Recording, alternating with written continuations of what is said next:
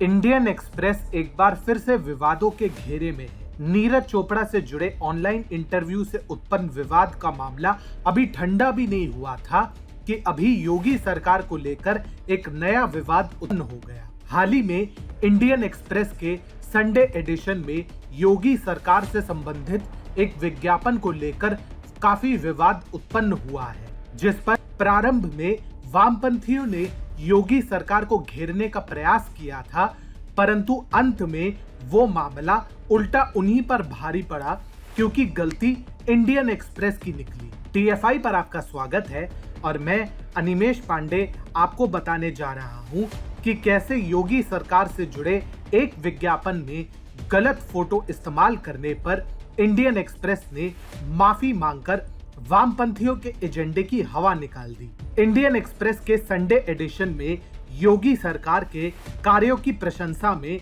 एक विज्ञापन निकला था, जिसमें एक तस्वीर कोलकाता के एक फ्लाईओवर की थी। इसके बाद वामपंथियों का गैंग इस पर योगी सरकार को घेरने में जुट गया, लेकिन इसके बाद ये सामने आया कि ये गलती यूपी सरकार की नहीं, इंडियन एक्सप्रेस की थी, जिसके लिए उन्होंने क्षमा याचना भी की। इंडियन एक्सप्रेस ने बताया कि उनके मार्केटिंग विभाग ने गलत विज्ञापन छापा है और उन्होंने अपने बयान में लिखा है, हमारे मार्केटिंग विभाग की असावधानी के कारण कवर पेज पर उत्तर प्रदेश के विज्ञापन में एक गलत चित्र लगा दिया गया। हम इस गलती के लिए क्षमा प्रार्थी हैं और अखबार की सभी डिजिटल संस्करणों में इस चित्र को हटा लिया गया है।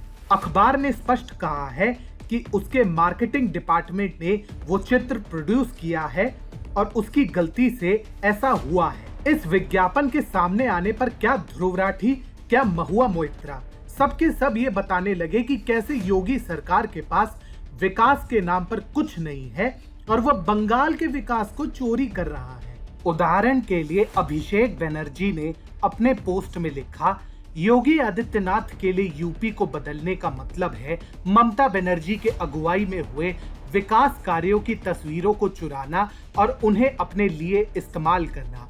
ऐसा लगता है कि बीजेपी के सबसे मजबूत राज्य में डबल इंजन मॉडल की सरकार बुरी तरह से विफल हो गई है और अब ये सच सबके सामने है। फेक न्यूज विशेषज्ञ और स्वघोषित फैक्ट चेकर मोहम्मद जुबैर ने भी इस पर तंज कसा, लेकिन अति उत्साह का परिणाम सदैव निराशाजनक ही होता है और वामपंथियों के लिए भी वही सिद्ध हुआ। यदि आप गौर करें तो पश्चिम बंगाल में भी इतना बढ़िया इंफ्रास्ट्रक्चर नहीं है कि उसको चुराने के लिए योगी सरकार को ऐसे कदम उठाने पड़ेंगे। पिछले 10 वर्षों में ममता सरकार ने इंफ्रास्ट्रक्चर के नाम पर क्या लॉलीपॉप पकड़ाया है सबको पता है। अब जब बात फ्लाईओवर की उठी ही है तो जरा एक बार आंकड़ों पर भी नजर डाल लेते हैं। अगर आप गूगल करेंगे तो आपको चेन्नई, नोएडा, हैदराबाद जैसे शहरों के फ्लाईओवर दिखेंगे, जिसमें चेन्नई उच्चतम स्थान पर है। ममता के राज्य में कोलकाता तो छोड़िए, बंगाल के किसी शहर का ऐसा इंफ्रास्ट्रक्चर कम ही देखने को मिलेगा। जिस तरह से योगी सरकार ने नोएडा समेत कई शहरों में काम किया वो सभी के सामने है। नोएडा में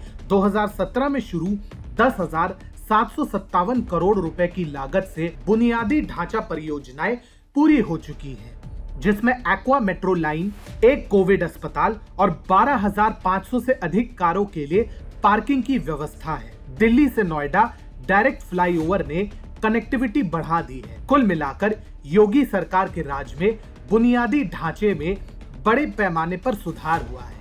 लखनऊ में भी 10 और फ्लाईओवर का निर्माण किया जाएगा। हर क्षेत्र में जिस तरह से योगी सरकार काम कर रही है वो पूरी दुनिया देख रही है। यहाँ तक कि निवेश के मामले में भी यूपी तेजी से आगे बढ़ रहा है। परंतु ममता के राज में बंगाल के हिंसा के अलावा कोई भी विकास से जुड़ी खबर सुनने को नहीं मिली है। वैसे ये पहली बार नहीं है जब इंडियन एक्सप्रेस विवादों में आया है।